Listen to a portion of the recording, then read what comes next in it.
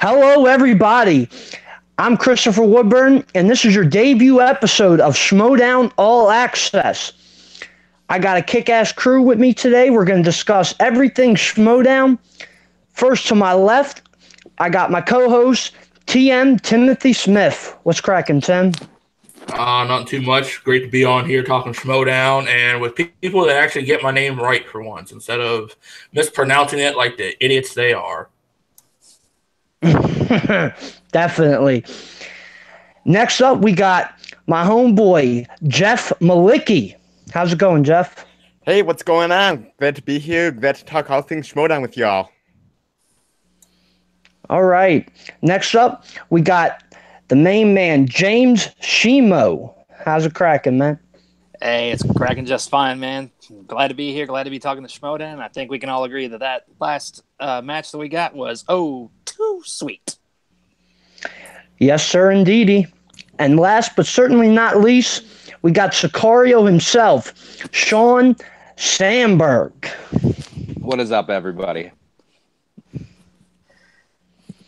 All right.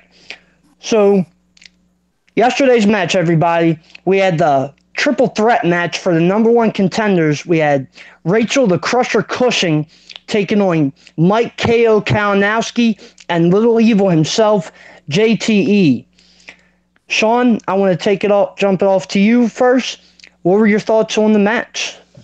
Well, I mean, are there any other thoughts really to have other than the Crusher has straight up arrived? I mean, don't get me wrong. She's been around since last year, and she's always been, an absolute phenom when it came to her knowledge base. But when the thing that I found most impressive about her, like last, on Friday, was the fact that she's becoming so much more comfortable on camera now. And she's gaining confidence in such a way. Like, I was talking about this with some people last night on a different stream. When JTE was talking shit to her, and he said, I don't even know why I'm here. I'm playing against a couple of second-rate competitors. And she was like, shut up and let's play, and then we'll see who's second-rate. And it's like, oh, fuck.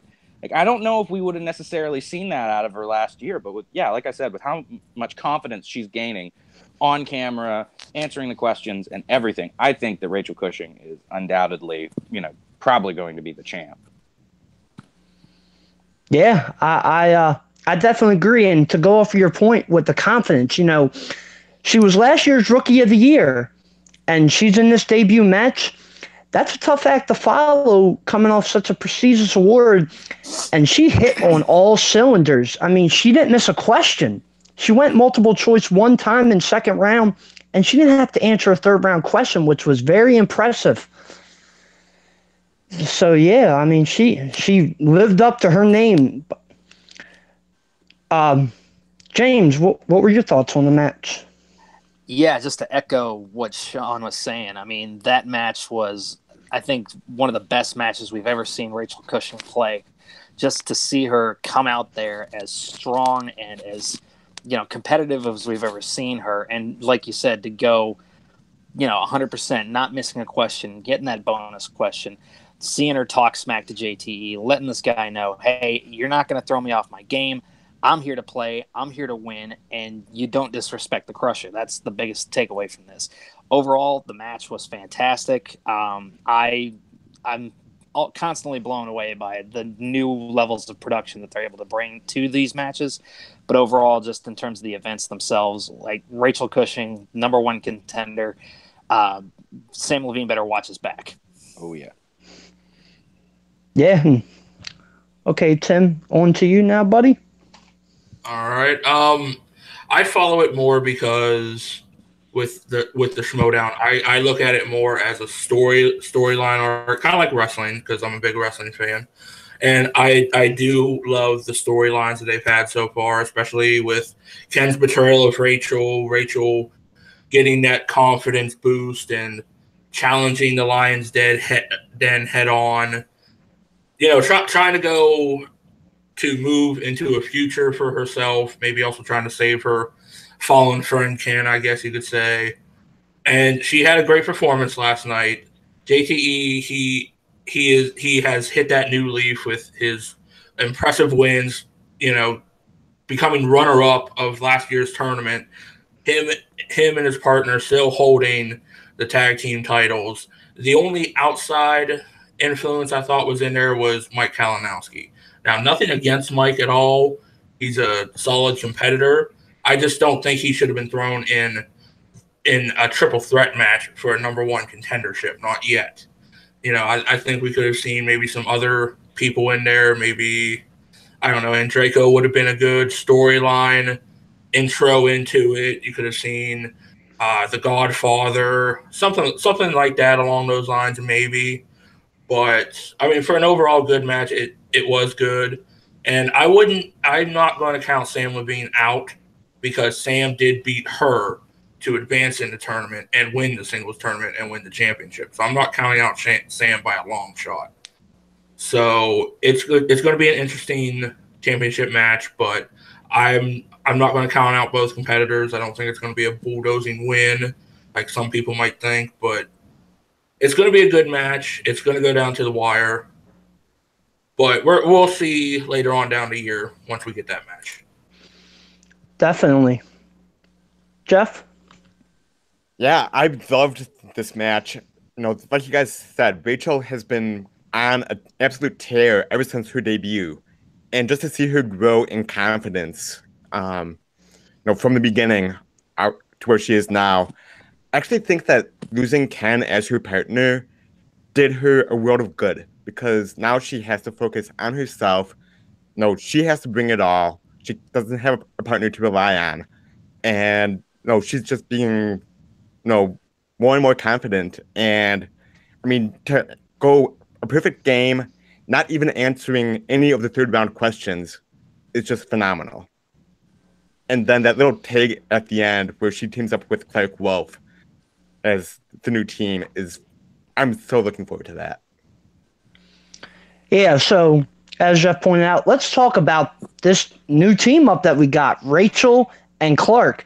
Now, me for one, I was predicting that Rachel was going to team up with Andreyko, join up with Emma's faction, and wreak havoc on the Lions Den, which that still could happen. But she teamed up with Clark, who's no longer partners with Mark Riley. And I can't wait to see them debut. That's going to be one hot ticket. James, what are your thoughts on the team up? I mean, yeah, you look at arguably, not even arguably, hands down, the two most dominant female competitors we've ever seen in the Schmoedown with Clark Wolf and now Rachel Cushing. I mean, that is a force to be reckoned with right there. I mean, you talk about the mega powers when you had Dagnino, or who was then known as Finstock and Makuga. This is the power team up that we're going to get this season. I firmly believe that we are going to see the hashtag Shire Wolves just run roughshod over the Schmoedown. I can see them holding the tag belts. I can see them finally taking them away from the Patriots. I can see either one of them, whether it's Rachel, whether it's Clark, holding that singles title. And then especially if Rachel gets back in with the Inner Geekdom, she could easily, have a fantastic match with him. I could see potentially the Shire Wolves holding all the belts, and that would just tickle me to death. Definitely. Tim? I did call this all the way to when the Wolves of Steel broke up, and it was like, okay, Mark's going to go find himself, a.k.a. get 5 different jobs behind the scenes so he can help run it. I mean, he works more jobs behind the scenes than I do. Jeez. Good on you, man, for that. Good on you, man. That's always a good thing. But I called it from the beginning, even when she was in with the Nerds Watch, because I could feel she was more the heavy hitter of that team. So I kind of felt eventually it was going to break up, and that was going to be a good pairing. So it doesn't surprise me because after it all, it's like, okay, really, if you break it down, who's she really going to partner with? It was always going to be Clark Wolf. So that didn't really surprise me. I still think Rachel could beat Ken and Finstock or Bobby Gucci, Dagnito, whatever he wants to call himself this week, with 2 arms tied behind her back, blindfolded, as long as she can hear the questions. But that's just me. But yeah, it's going to be a good team, and it's going to be a good it's going to be a good pairing to see how well they will do against the elite tag teams that have established themselves, like the Patriots, Above the Line, Team Modoc. I think they're still calling themselves that unless they change it again. Team formerly of IGN. I forget what they're calling themselves now. So Top that. It's going to be interesting. Yeah, top that. And it's going to be interesting to see how they do, but it'll be good moving forward for that. Definitely. Sean? Well, one thing Rachel's been talking about quite a lot is diversity within the Schmoedown. So it only made sense that she was going to team up with Clark Wolf.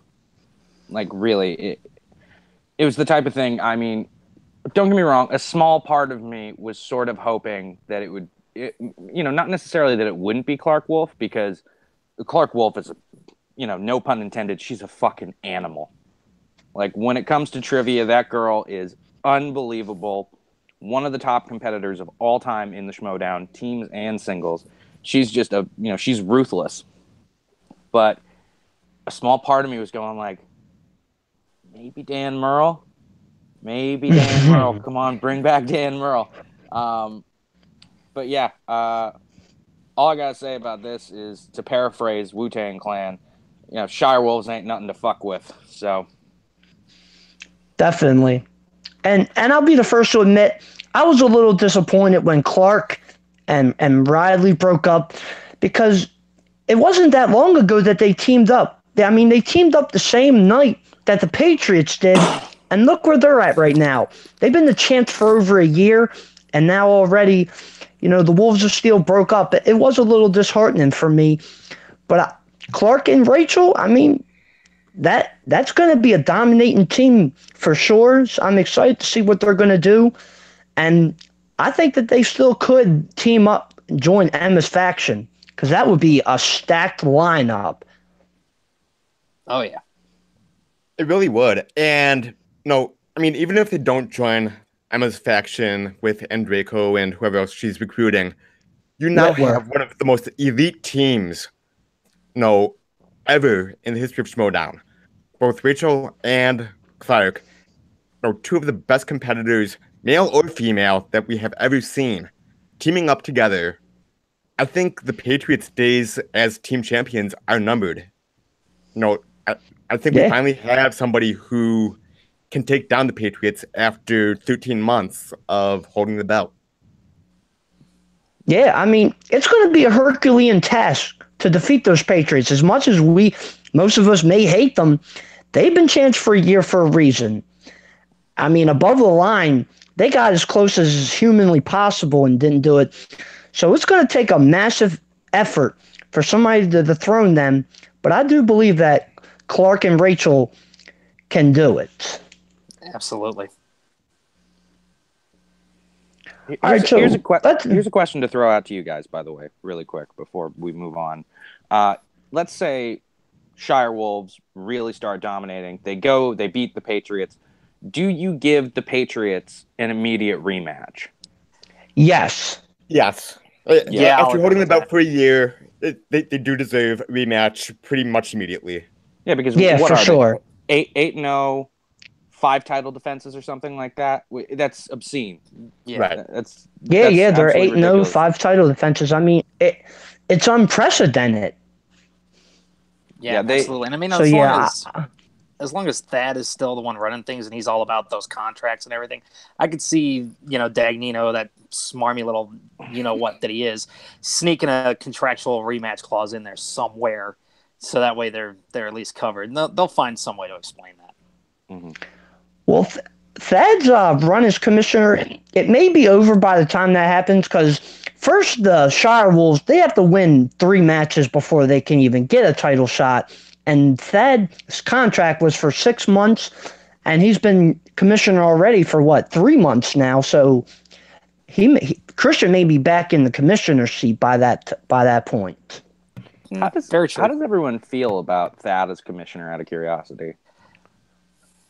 I mean, I think he's good as a commissioner as far as the contracts. I mean, apart from he kind of screwed over Rachel Cushing in that handicap match. But with that aside, I think he's done a good job making the matches fair for all parties involved. Yeah, I'll agree to that. Thad, I mean, granted, when he was competing and, the couple of matches that we saw him in, I didn't know much about him. I didn't think much about him. I knew he did a lot of work behind the scenes. And now with his work in front of the camera and, just with, again, with what he's been doing with the contracts and, organizing everything and the way that the spectacular was set up, I think he's done an admirable job. Pardon me. Sorry, I can't talk tonight. Yeah, regardless if he did snake Christian with the contract. Just a little. Fair ball. Alrighty, so let's get back into the match itself. So in round 2, Rachel spun first, which I thought was a little risky. Me personally, I like to defer if I'm in the lead, but she played it differently, and she sucked with comic book movies.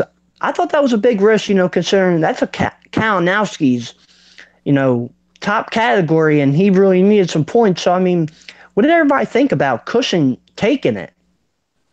Strategically, it was a bold move. Like you said, that is Kalinowski's strength, and by her taking it off the board for him, not even giving him a chance unless he had a chance to steal, strategically, it was a brilliant move. But I'm like you, when she first spun it and she went with it, I'm like, okay, that's a little bit risky because I didn't know how well she knew comic book movies, even though she does compete in the inner geekdom. But yeah, she just knocked it out of the park. Yeah, I mean, yeah, she even definitely said it in the post-match interview. It's like she does compete in the Inner Geekdom League, and she does get the comic book movie questions right here and there. So, while I won't say it's necessarily a strength or a weakness, she rides the middle there, but she does get them right. And like Jeff said, it was a strategic, a very tactical choice in that matter of taking it off the board, getting away from Kalinowski, making sure he didn't have that, bullet in the gun, as it were, to actually come after either her or JTE in the second round. And we all saw how that turned out when he spun, the category he got twice in a row. So, I'm risky, yes. Worth the reward, absolutely. Yeah, my hats are off to her because she performed admirably, scoring 7 out of possible 8 points. I mean, only go multiple choice once. She did quite well. Sean? Yeah, I'm a little bit. I don't really necessarily agree that it was a risk for her to take comic book movies. Rachel is so strong in Inner Geekdom. And her matches just prove that. Yeah, she lost to Jeremy Johns, but that wasn't necessarily out of the fact that she just didn't know her stuff. It was more so Jeremy was faster to the buzzer. Yeah. At least from what I took out of that match.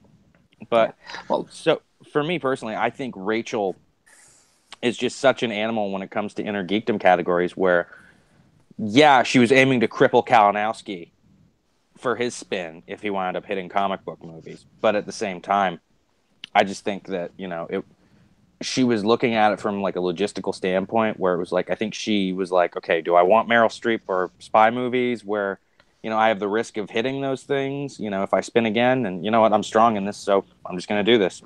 Mm-hmm. So that was more so my takeaway, at least from Rachel taking comic book movies. Yeah.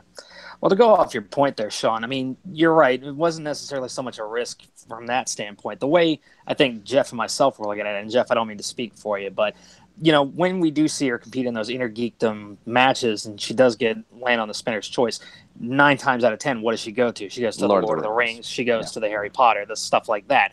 We don't really see her voluntarily take comic book movies very much. So based on that, we really didn't know, okay, yeah, we knew she could hit a question or two here and there based on what comes up in round 1, but we weren't too sure how she was going to do with a long stretch of those. So I think that was where most of the quote unquote risk came in, at least in my understanding. That's a fair point. That is a fair point. For me personally, I wouldn't necessarily, like I said, I wouldn't call it a risk. I would say more so it was just a change of pace from what she normally does. That more so than anything. Yeah, I think that's a better word for it. Yeah, and you did bring up the fact that there was stuff like Meryl Streep and spy movies and Oscar movies and stuff that isn't in her wheelhouse on the wheel. So no, As again, far as we know. right? Right. As far as we know. No, again, that plays into the strategy. Taking it off the board for Kalinowski because he would have crushed that category regardless. No, Oh, but also, she knows comic books, even though we haven't really seen her excel in that per se. No, in Geekdom on other matches. No, so it was a little bit of a surprise that she stuck with it, but it does make sense. And again, she just knocked it out of the park. Oh yeah. Yeah. Tim? I don't really see it as shock or surprise that she took it because you would expect for an inner geekdom heavy contender like she is, and also Kalinowski, you kind of, since that is kind of one of the foundation pillars, I guess, of an inner geekdom league, you do want to improve your knowledge with comic book movies, whether it be Marvel, DC, or any other third party comic that's out there made into a movie. You want to have that knowledge. So it was probably her just, I studied up some more with these, especially not only Inner Geekdom, but especially her opponents that night with Kalinowski and JTE. All three of them bring different strengths and weaknesses to the table. So it was probably just really her showing, hey, I got some studying time in with these. Let's test it out to see how I can do it, how I can improve with it. And she did perfectly fine with them. She really did. So I wasn't really at all shocked at all. I mean, it was kind of like a low blow for Kalinowski because with all the categories on that wheel, it's kind of like that was one of his big ones taken away from him. But I wasn't at all surprised that she stuck with it. It didn't shock me at all. It was like when she got it, it's like she's gonna take it. Yeah, and you're right. Hindsight's 2020. It worked out well for her, and she took Kalinowski's top category away. So let's jump to Kalinowski now. His first spin, he lands on Oscars, and then once again he lands on Oscars, and he wasn't up to the challenge of that category. His first question, he had to go multiple choice, and he got it right. But then the second question, he elected not to go multiple choice, and it cost him the game, basically. So, Jeff, what were your thoughts on it? Yeah, Kalinowski did not have a good match at all. And then round two just destroyed him. I would have spun off of Oscar movies again, if I was in his shoes as well, because that's not a strong strength of mine. But, when it ended on there again, it was pretty much game over. Which is a shame because he is a good competitor, as he's proven in previous matches. He just did not have a good night last night. Yeah. James? Well, I mean, when it boils right down to it, I mean, the guy got so far in his own head. You saw how he was in round one. I mean, he was blanking on so many questions. I mean, even I blanked for a minute before on that Talladega Nights question was Jean Girard, and I couldn't remember his name at first either. But I managed to pull it. But the fact is that when you get that deep in your head and when you let those mistakes really fester, it's going to affect your performance, whether it's in the Schmoedown or any aspect of life. And then when it came to round two, I mean, you got to figure, if I'm not mistaken, this is Kalinowski's first real big time match, at least in the singles league, as far as going for a championship or anything. And he got himself to the dance. The lights were on bright, and he just got a little case of stage fright. I think he got in his own head. He psyched himself out, and we saw the results. Definitely. Sean? Okay. For starters, I just want to say Mike Kalinowski is a fantastic competitor and seems like 100% the type of dude you want to hang out and have a beer with. Oh, yeah. Just a really cool dude. That being said, do you think that there's an added pressure when essentially your nickname is Knockout? Do you think that you wind up putting some pressure on yourself when you've deemed yourself as such? And when you get knocked out, do you think that that's one of the things where it's like it comes off as slightly ironic, and it has to be pretty disheartening when it does happen? So, like, I want to kind of like pose this to everybody. Like, do you think that added pressure is there with a nickname like KO? Not only did I think it was there, I think we saw the results of it with, Miss Movies taking over in the post-match interview rather than Kalinowski himself. I mean, you've got, like you said, the nickname of KO. He's been known as a knockout artist for the last little bit. And then, I think not only is there internal pressure from himself, but I believe in his mind there was a perceived external pressure from, the rest of Schmoeville to actually, live up to that nickname. And, sometimes pressure makes diamonds. The other times it snaps people in half. So, it's the ebb and flow of life. It just comes and goes. And sadly, this time around, Kalinowski cracked under the pressure. But to feed off your point, James, go ahead, Tim. You can go ahead. I really think feeding off your point there, James, it's if he was going into the mindset of being able to knock these two out for a number one contender match, one, that's a bit folly right there, because these are two heavy hitters in the movie division side of it with JTE and with Rachel. And if you're going in with that overconfidence, like, you want to go in and be confident. But if you're going in with that overconfidence, that's going to hurt you right from the get-go before the first question is asked, before anything. And that's what that's what we saw, is his overconfidence living up to that nickname instead of just going in and hitting his questions instead of thinking, I'm the knockout king. I want to knock these guys out. It's like, just go with your questions and try to do that first. Yeah, and to go off of your point, Tim, I don't care who you are and who you're facing. No competitor should ever go into a match expecting to knock somebody out, because that will not bode well for you. And also, correct me if I'm wrong, but I don't believe that Mike has had a KO since that moniker has been thrust upon him. I'm going to have to look into that, but that could very well be true. I know I posed the question, and I'm going to be answering my own question essentially, but and that's going to seem a touch vain, but just hear me out on this one. I can't speak to what Kalinowski was thinking going into that match. I don't believe that he thought that he was going to knock out Rachel or JTE, and it's more so my question was about the pressure that you put on yourself with that. And I can tell you personally, like, because I believe, Tim, correct me if I'm mistaken, but I believe that in Jack of All Trivia, I just set the knockout record, right? What, with 2 in a row there? Three in a row. Oh, yeah, it was 3 in a row. It was 3 in a row, and I believe that's the most someone has. It could be, but I'd have to double check, but I think you're right. Yeah. Okay, so if I all of a sudden nicknamed myself Knockout or Technical Knockout, I can tell you right now that would have an effect on the way that I would go in to play things. I would be really nervous. I would feel like I'd have an additional pressure on my shoulders, and that's just not something that you need, at least in my opinion. And so, I think that that moniker might just be getting to Kalinowski just a touch. Yeah, it's a disservice to yourself. Yeah.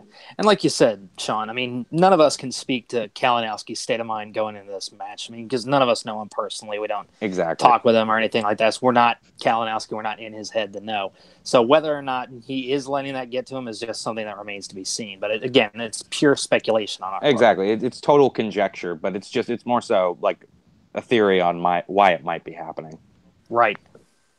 You do have that added pressure when you have that as your nickname.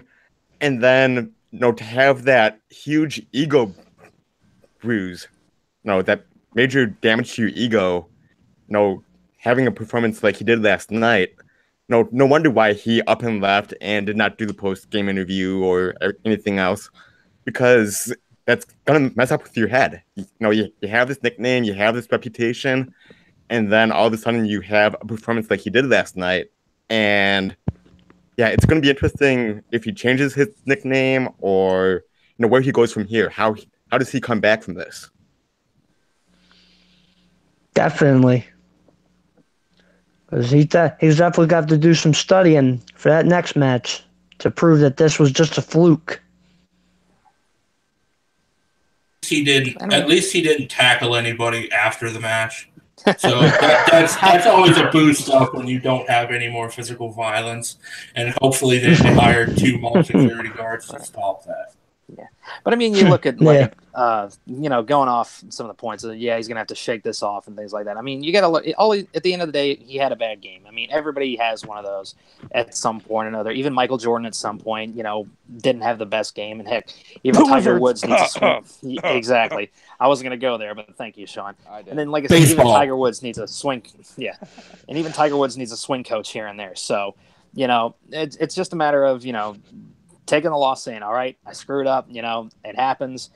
Let's move on. Let's look to tomorrow. Let's not focus on the past. Definitely.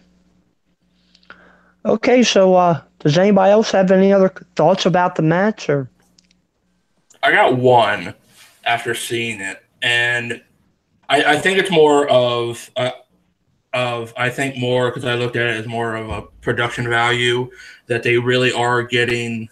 They really are boosting their game up, especially for the new sub-card scoring, which I love seeing that now, and I hope they keep it every single game because I think that one is so much better. I think the production value is so much better, and I can't wait to see down the road, especially since they talked about wanting new writers, a lot of new everything behind the scenes, and I kind of want to see how that evolves and if they are going to introduce more fans behind the scenes to help out with that, because, he mentioned maybe bringing on 2 or 3 more question writers, and I can think of like 2 to 3 guys off my head that would be perfect for that. Jeremy Paul Adams.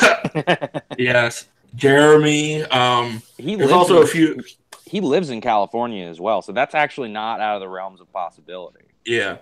Yeah, and, so Christian Hardloff, if you're watching, reach out to Jeremy Paul Adams. He's a kick-ass question writer. He's a or look at my games and Brooklyn's games for There Will Be Trivia, but but I mean, what are your guys' thoughts on maybe the future? How you can see new production value adding to not only the storylines we have so far with the Schmoedown, but also how you think that will improve and, I guess, reinvigorate going into Season 5, I do believe, of this. So, well, to go off your point about the graphics, that was actually carried over from the Spectacular, so I was happy to see that they kept that in place.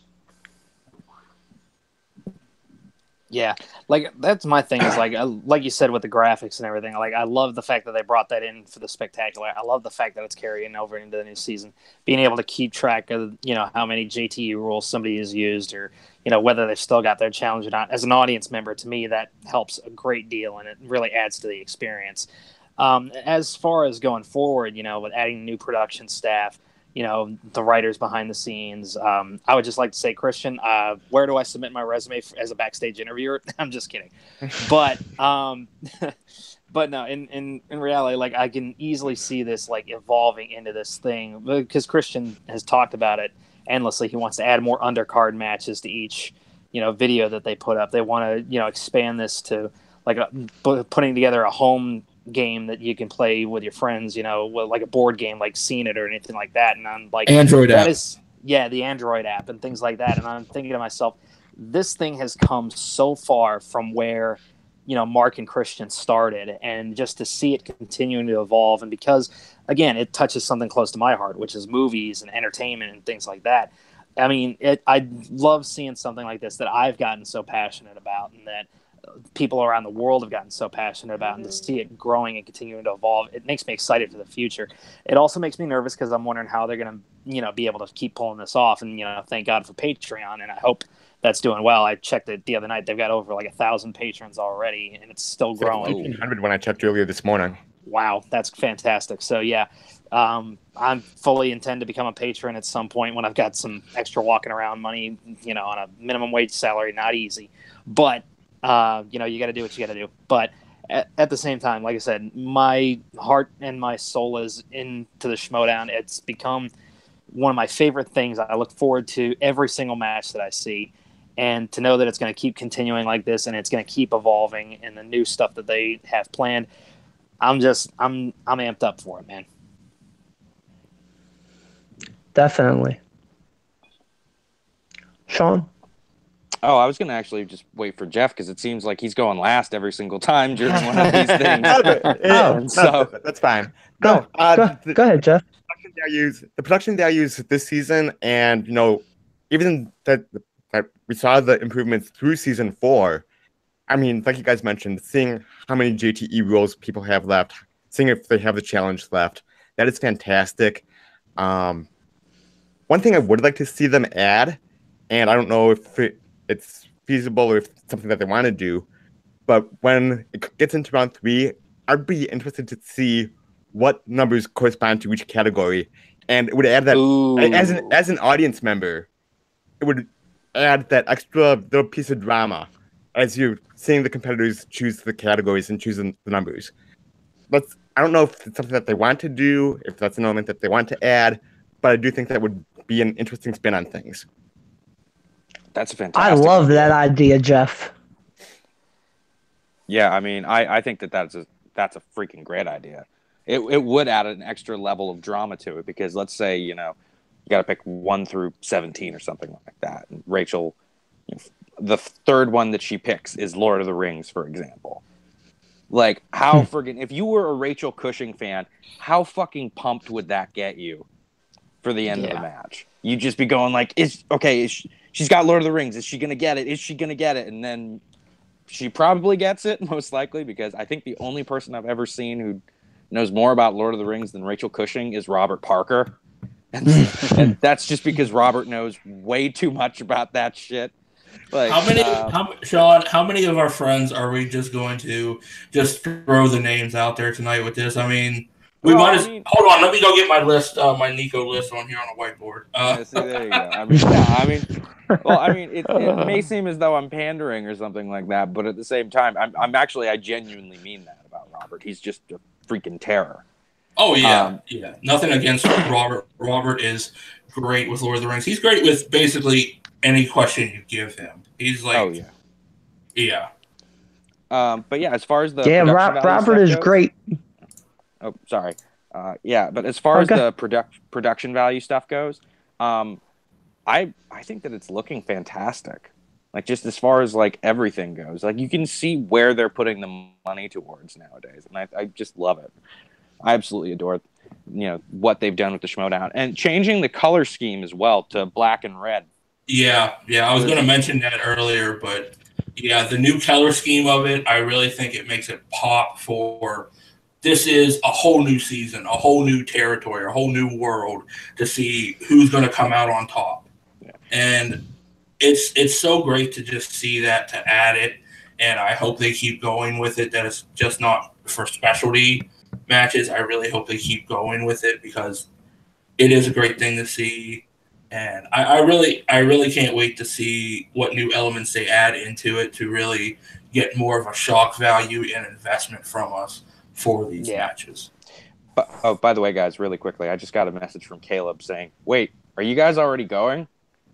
It's like, we've been going Caleb for like the last 45 minutes, man. How many times have we gone over this?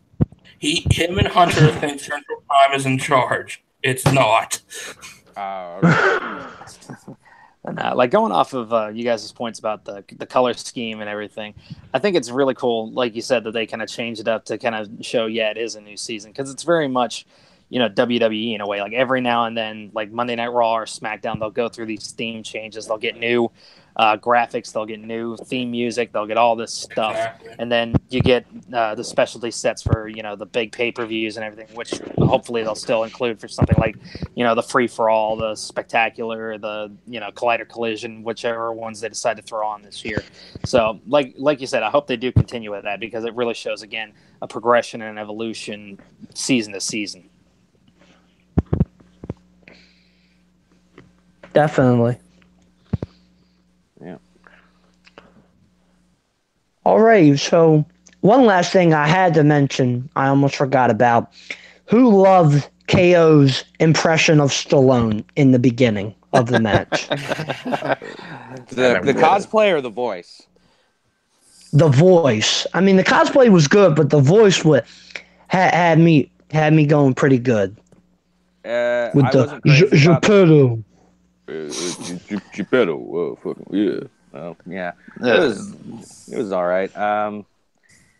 Yeah, I mean, he needed to look. If he wanted to do a Stallone impression, he's got to look more like he just had a stroke.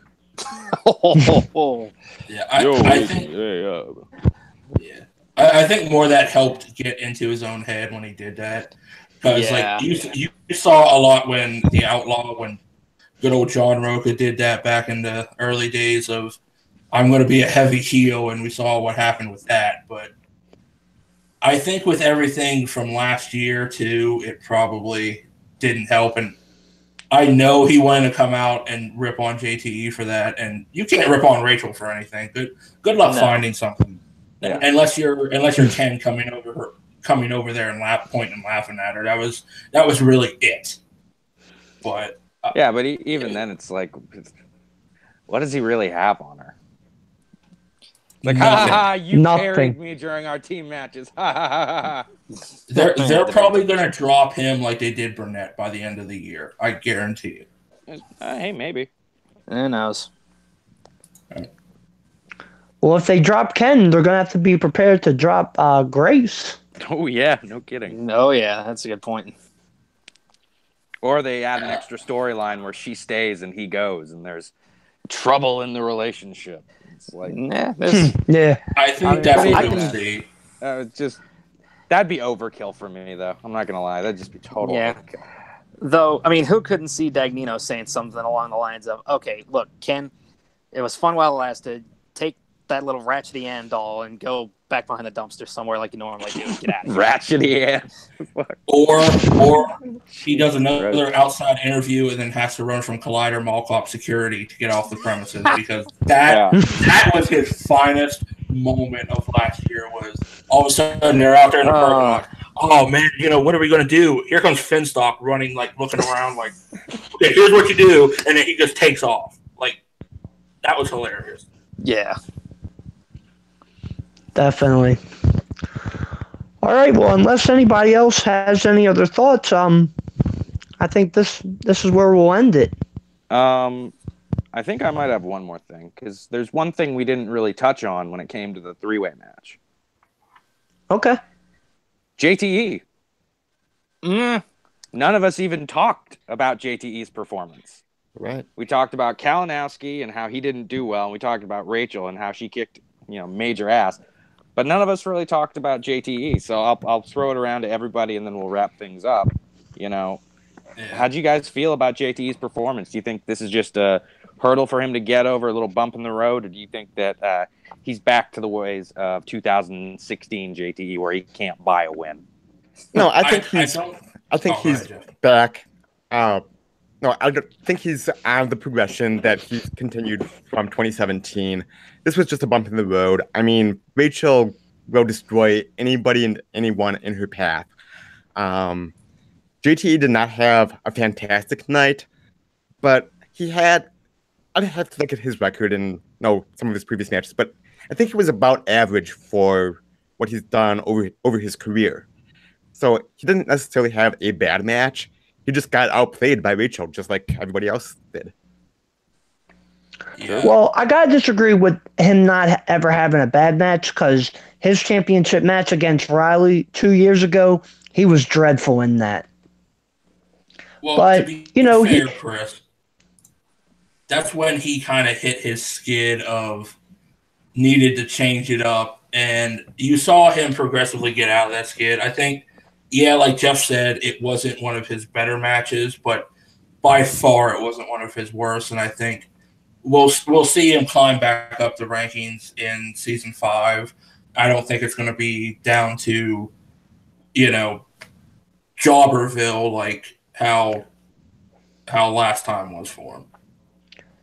Yeah, I mean, he wasn't terrible in the match. I mean, he got 7 out of 8 in the first round, which generally speaking, if you score that many points, you're usually in the lead. But Rachel just happened to be a tad perfect.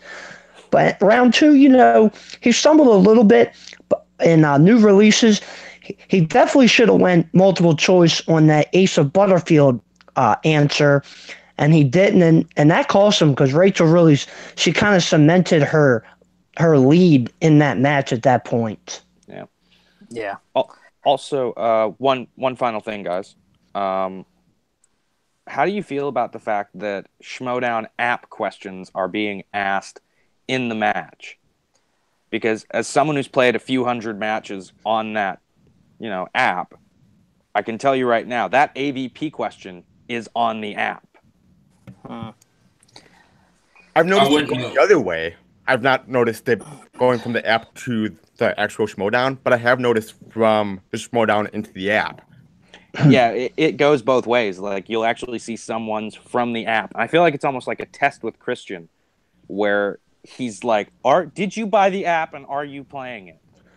I mean, that could definitely be the case. I mean, the way I look at it is, if any of you guys are Full Metal Alchemist fans, I mean, it's the law of equivalent exchange. I mean, you got to take from somewhere. I mean, I'm sure God knows how many times have we heard a question pop up on there that we may have just seen randomly posted somewhere, or just like somebody else has asked us that exact same question worded the exact same way at some point. So I think it's just a matter of pulling.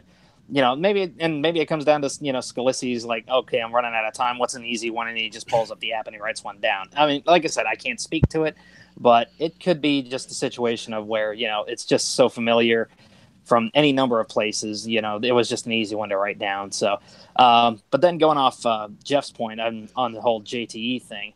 I mean, I've gotten out of the business of counting that guy out. I mean, 2016, yeah, I would have written him off easy. I mean, he was the James Ellsworth of the freaking Schmoedown League at that point. But when it comes down to it now, I mean, I expect a decent match out of him. And, this past Friday's match played out pretty much exactly how I figured it would for him. I mean, he did well. He carried himself well. He hit points where he needed it.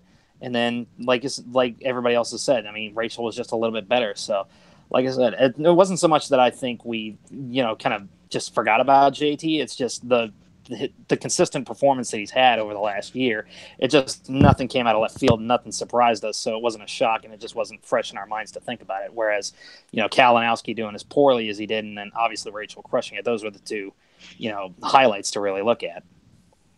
No pun intended on Rachel crushing it. No pun intended. Yes, that was completely on accident. That was a pun. Do not lie. We have viewers watching. I'm tired. I've been up since 4 a.m, so my brain's running on fumes.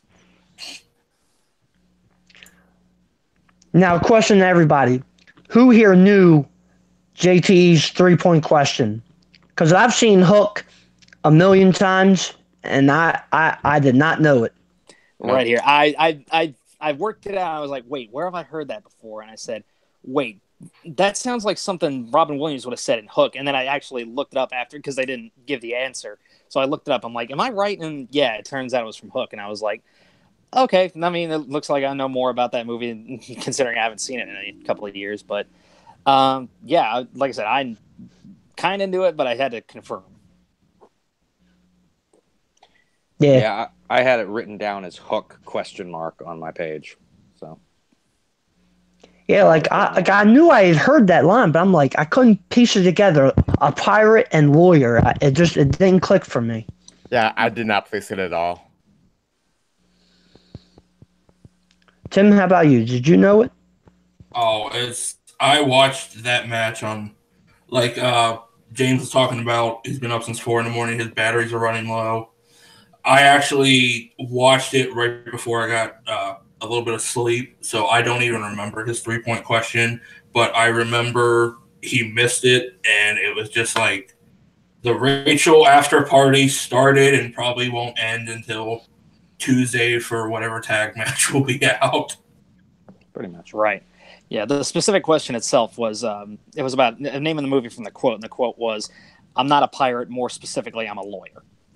Okay, yeah. I mean, it would make sense for Hook because, in the real world, he was a lawyer, so yeah. Right. Yeah. It clicked right away once I looked the question up and seen it was Hook. I'm like, oh yeah, that's right. When he says that when he's talking to Hook when he's captured. Yeah, it's something that he probably should have got, but I can't really fault him because we all have done just the fan trivia leagues, and Sean, because he's an Apple shill. Sean, you're an Apple shill. Hey, fuck you, Tim. He has the Apple check for the Schmoedown app that Christian hooked him up for free for Apple advertisements. But we all know what we know, and I haven't plugged what we don't know. I've plugged the Schmoedown app, but I haven't plugged Apple, so I don't know where the hell you're getting this one from. Oh, I've hacked into your Facebook just so I can back that up, and now it's all. Oh, motherfucker! But I mean, it goes down to you know what you know, you don't know what you don't know, and it'll help JTE study up next time so he knows what he needs to watch out for. Yeah, and honestly, I don't think it's a memorable quote from that film. Like, take the spectacular when above the line got that "Remember the Titans" line. Like, that was a memorable line in that movie. I mean, they couldn't pull it, but I just didn't think that it was a memorable line from Hook. Well, that also goes into each person's perspective, because each one of us has that perspective of what's a memorable quote for us. And yeah, Chris, because you're a big sports guy, you'll remember the Titans quote probably far more than any of us here. And it just goes on that perspective of what's a memorable quote and what's not. It was still a great question, but it's just what it is with it. I mean, the whole thing with that is you could have easily fudged it, because if you've seen the remake of the Bad News Bears with Billy Bob Thornton, he has practically the same line. This is not a democracy, this is a dictatorship, and I'm Hitler. And, yeah. And so he basically, he almost has the exact same line. So if you would have gotten that confused with Remember the Titans, I wouldn't have necessarily blamed you. Though I will admit, Remember the Titans it's done a lot more eloquently, and it's done a lot better. So yeah, no, but like you said, Tim, I mean, everybody's got a brain fart here and there. You know it if you know it, you don't if you don't. And every now and then you find somewhere in the middle, and it just skews one direction or the other. Yeah. Why do I feel like there's going to be a fucking soundbite really just going, "I'm Hitler," and it's gonna be Sean's picture going, "I'm Hitler," with the thing coming out of it, him screaming into the mic. Exactly. Yeah, that's going to become our Robert Meyer Burnett. Really? Fuck me. No. I would put it up to "Hook that bitch." That's going to be the new Cameron Diaz line of Sean going, "Hook that bitch." But I love it. Oh, man. Alrighty, well, I think we've pretty much covered our bases. Next week's matches, we don't know exactly who's playing who, as far as I know. Yeah, I haven't seen it's top 10 versus top that on Tuesday, and then I believe Von Harris and Cody Hall on Friday. Wow. Oh, they're really pushing that thing. Oh, one final thing. Just one word answer. Is the Shire Wolves versus Knapsack and Dagnino a smash and grab? Yes or no? Yes. What do you mean smash and grab? Yeah, that's what I was going to ask. A smash and grab is where someone literally just smashes a window on a store, steals something that makes a quick getaway. Yeah. Yeah, the Shire Wolves are going to obliterate them. And unless they have a contract that states it's all going to be Stallone and Star Wars questions, then maybe they have a good, decent shot. Well, that's the only way Dagnino has a shot. That evil. Yeah. Jeff, what do you think? Do you think it's going to be a smash and grab? Oh, absolutely. Without hesitation. I love you, Jeff. Without hesitation. Yeah, like I said earlier, I think the Shire Wolves are now the team to beat. No, I take a look at team action. I take a look at above the line. I take a look at the Patriots. I honestly think that the Shire Wolves are the team to beat now. See, I kind of taken myself out of doing that because I think we can look at past examples of see someone like Bibiana's debut or the Godfathers, and you get in that head mind of the heir apparent.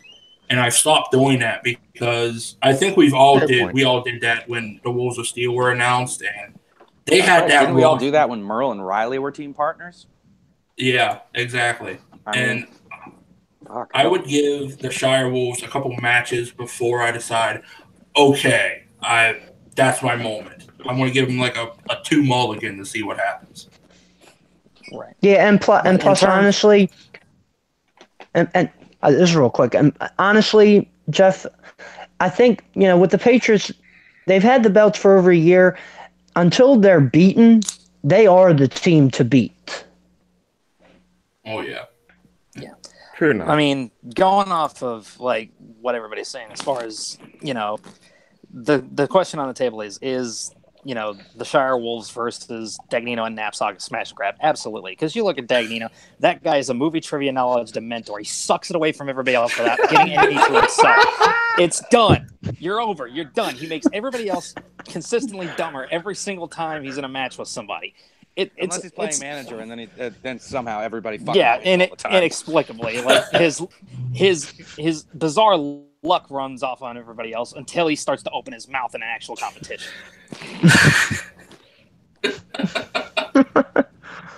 I couldn't agree with those words more than any word I have heard for a long time, James. Because that was a perfect analogy. Yes. It's as soon as he goes into competition, it's done. It's like, oh Lord, here we go. And I think something we missed too, and I'm surprised I just remembered it now. And Chris, I'm surprised you didn't mention it, is we have the 1-year ban up.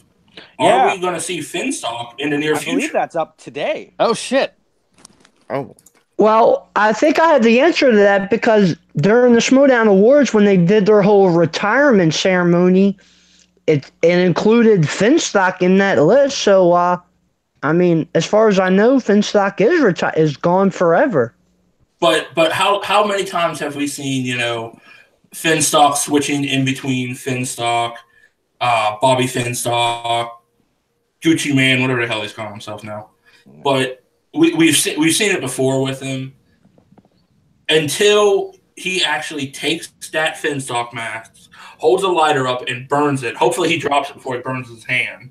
But until he does that and say it's officially done, I know we're going to see it again in the future. Oh yeah, I mean, I plus, wouldn't rule out him returning. What's in the Gucci bag? It's There you go.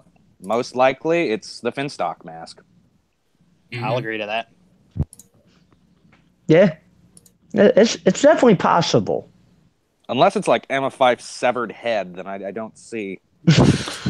Yeah, have we seen her for a while just to be safe? Oh Jesus Christ! I don't think we have.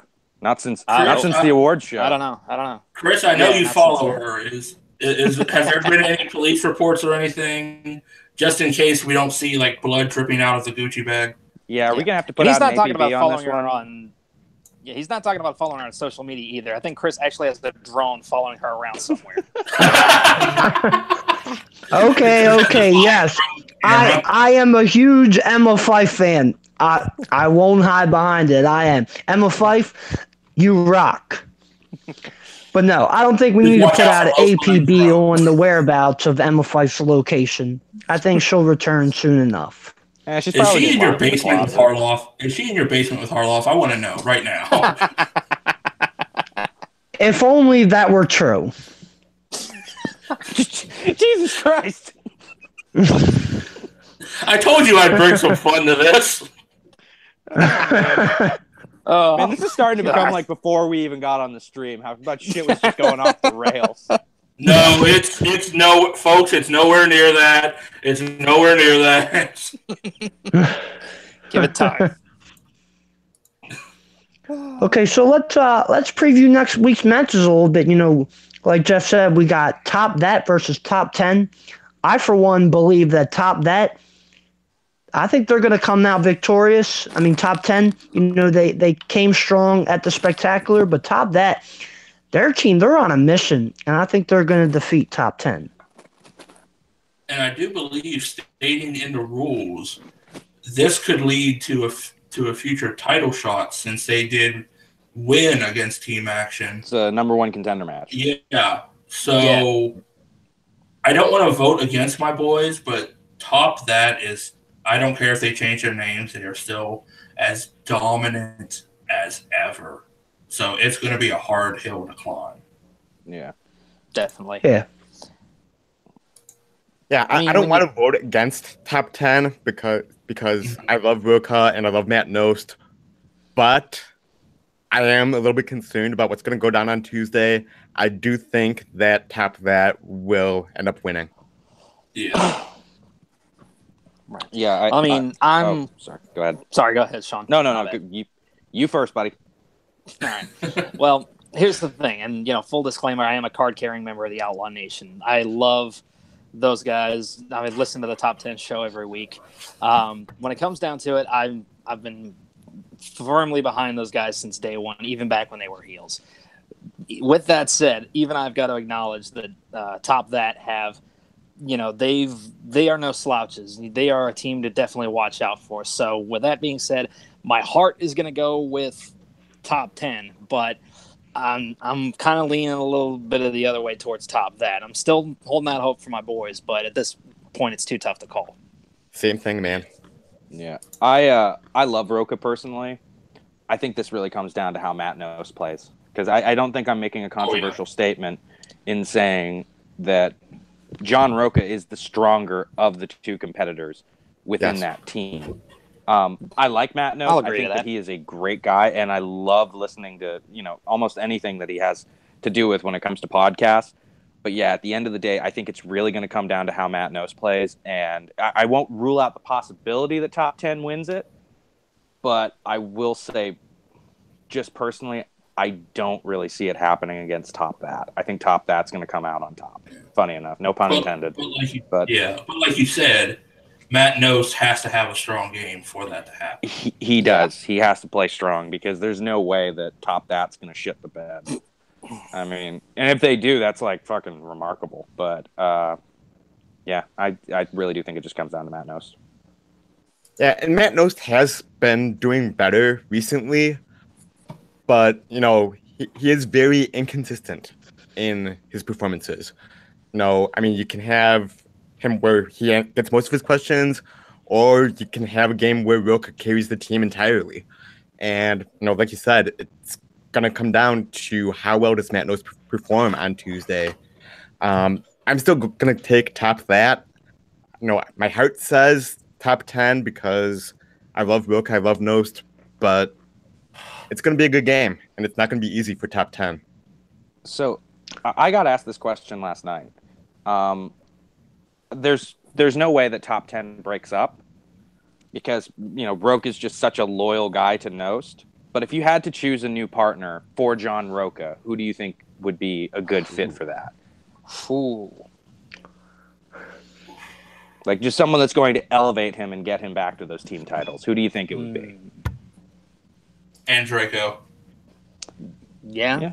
Yeah, now that Enrico is a face, yeah, I think that'd be a good choice. Well, the problem with that though is that Roka and Emma have a little bit of history. Mm-hmm. I'm not sure that she would recruit him. So I would. It would make a great story. Yeah. Guy who used to be the biggest heel in the league is now joined the biggest face faction in the entire league. Yeah, I mean, it would be a good story. I'm just not sure they will go that route. I mean, I would say this, and again, this is just pure fantasy booking at its finest. But, and again, just because I know he's got at least a decent amount of movie knowledge outside of just the one category that we know him for right now, I could almost see Roka and Whitwer. No. Yeah. Oh, that'd be cool. Yeah. There's one thrown up in the chats right now. Russell said, I always thought Mance if he left Trek. Ooh, yeah. That'd be cool. That'd maybe be do very like a interesting. 3-man team Trek with him, Inman, and Mance. Yeah. Or let me throw this out here: Roka and Miss Movies. That'd be good. Mm-hmm. That would be solid. yeah. I mean, it's not going to happen because I think she's teaming up with Kalinowski, but yeah. But Yeah. you know what would be super interesting is after Riley gets done with his whole Jules Winfield wander the fucking earth deal that he's doing right now. I consider it more Back to the Future Doc Brown finding a family before he has to get thrown into a Telltale series to be saved again.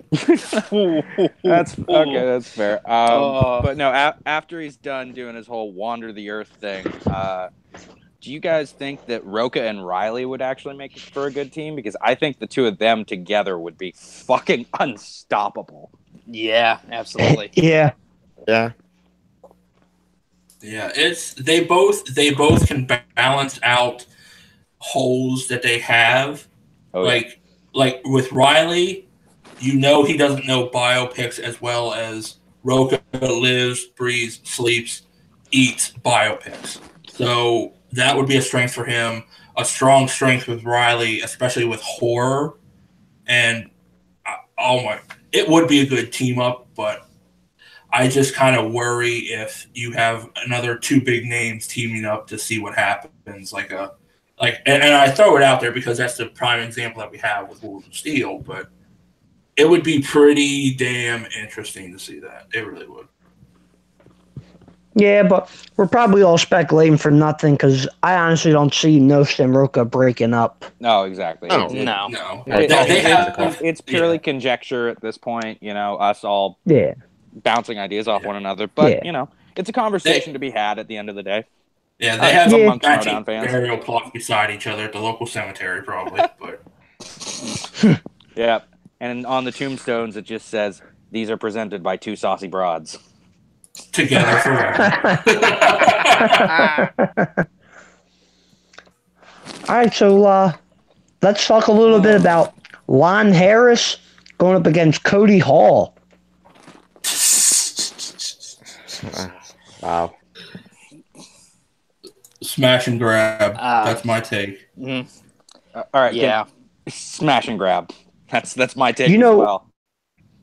On the surface, you're probably right, but I don't know. And now, I'm not predicting that Cody Hall will win, but I think that he could actually make it interesting. I think he's a little more knowledgeable than people may think. I don't. I think Cody's a little too young, to be honest with you, to take on Lon. And let's not forget who Lon Harris wound up playing in his first match. He played against Mark Bernard and beat him in his debut. Okay? That is nothing to sneeze at whatsoever. And I think more than anything, Cody probably just wants to slap Lon after constantly, this shot. Cody just wants to say, I'm just going to hit you as hard as I can. Yeah. Pull an Angel guy and just fucking tackle him. Yeah. Well, I Does Cody have enough I weight do behind think him that to Lon tackle is gonna. I do think that Lon will beat Cody. I just don't think it's going to be as lopsided as some may think. No, and no, I know that Cody has not competed, as far as I know, in the Fighter era. But I thought I heard somebody say that he did compete back during the Schmoedown live show. He did. Yeah, he did. How did he do? Not very well. He competed. Let's just say He faced off. Who did he face off against? I'm trying to remember that. I think it actually might have been. It was a 3-on-2 team match. No, it was a 1-on-1. The one that I'm thinking of. He might have actually. The one I remember was the 3-on-2, and it was when he's in a black button-up in his 1-on-1 match. Oh no, you're talking about Harloff when he faced. Harloff needed an opponent in the first round for Harloff. Yeah, and Harloff just fucking tooled him. Yeah, he choked him out with the force, and then he. Yeah, Darth Harloff fucking wrecked him that match. Yeah. But to answer your sorry, question, Cody. those are the matches. Yeah, let's not get this twisted. We all love Cody Hall in this entire stream. He is a really awesome dude. You can just tell. And also, congratulations on getting married. Yes. But I just when it comes down to it, Lon's gonna whoop that ass. Yeah, Lon's gonna beat him like he owes him money. Mm-hmm. I mean, I will equate this again. I'm pitching pretty good with these analogies that I'm going to try one more. This is the equivalent of Alex Trebek walking up to one of those snot-nosed kids on "Are You Smarter Than a Fifth Grader?" and just pimp slapping the hell out of him. Part of me really wants to or see the that now. equivalent of him walking up against Finstock and doing the same thing. Dude, I now just have this image of fucking Alex Trebek just punching Ken Jennings on the ground, literally just going like, "Get the fuck off of my show!" Yeah, or he's like those Batman memes, just backhanding him. Yeah, exactly. Oh man. Our apologies to Mr. Alex Trebek if he sees this. Our apologies. I love me some Alex Trebek. He's Canadian. So Oh yeah. fuck yeah. Alrighty. Well, unless anybody else has anything else to offer up, I think this has been a pretty good first episode. Yeah, I mean, That was fun. for a show that's been like an hour and 10 minutes or so, basically, I think we basically covered everything. Yeah. Alrighty, well, I think that will do it for debut episode of Schmoedown All Access. I'm going to throw it to my co-host here, Tim TM Smith. Where can everybody find you? You can find me loaning my services out to those that need production value on any league. I'm open for hire. I'm kind of that hired gun, but you can find mostly me and my main work on Jack of All Trivia on Facebook and YouTube, and as well as my own personal YouTube channel where I just mess around with random thoughts, TM Smith reactions, but that's where you can find me. Oh, and one more, come March 1st, you can find me whooping Case Cornelays in some inner geekdom. Okay. Jeff? Yeah, you guys can find me right here on YouTube at Jafito's Movie Blog, where I do movie reviews, box office predictions. I'm going to start up a Sunday live show next week. And, of course, I react to the movie trivia Schmoedown. Okay. James? Yeah, you can find me on most social media at James E. Shimo, spelled Shimo. You can also find me on YouTube. Just search my name, James Shimo. You're likely to find me. I'm actually getting ready to start a new bi-monthly show on that network. I'm still working on a title right now. I'm going under the working title "Sweating It Out," where it's just a bunch of sweaty movie nerds, just talking movie, news, movie. That's a great facts, name. all kinds of different stuff. Thank you. I'll take that under advisement. Like I said, I'm still toying with it, but I like it. But actually, Jeff is going to be a guest on one of my episodes. We're getting ready to look over the top 10 properties that have the potential to be huge movie franchises. So Jeff and hopefully John Salvi will be joining me on that. And also, I do have an upcoming match with Mr. Salvi in Lord of the Rings trivia coming up fairly soon. So look for me on that. Yeah, I agree with Sean. I love that name. All right, cool. And Sean, where can the kids find you? You can find me at Sandberg Sean on Twitter. You can find me at Sean Sandberg on Facebook. If you want to join up with the Deep Cuts Movie League, if you feel so inclined, we can make a match happen for you. And yeah, basically, you can also find me in Jack of All Trivia, currently playing, most likely in the near future, against my teammate Grant Gregory, which I'm not looking forward to. Well, if you both didn't win so much, that wouldn't happen. I will grant you that. I will grant you that. And everybody, you can find me on YouTube at Christopher Woodburn, Twitter, Chris Woodburn 83, on Facebook at Christopher Michael Woodburn. And if you do Schmoedown reactions, come join the MTS Fan Reaction League. It's a lot of fun. So occasionally we'll have our own matches. And peace. Cheers.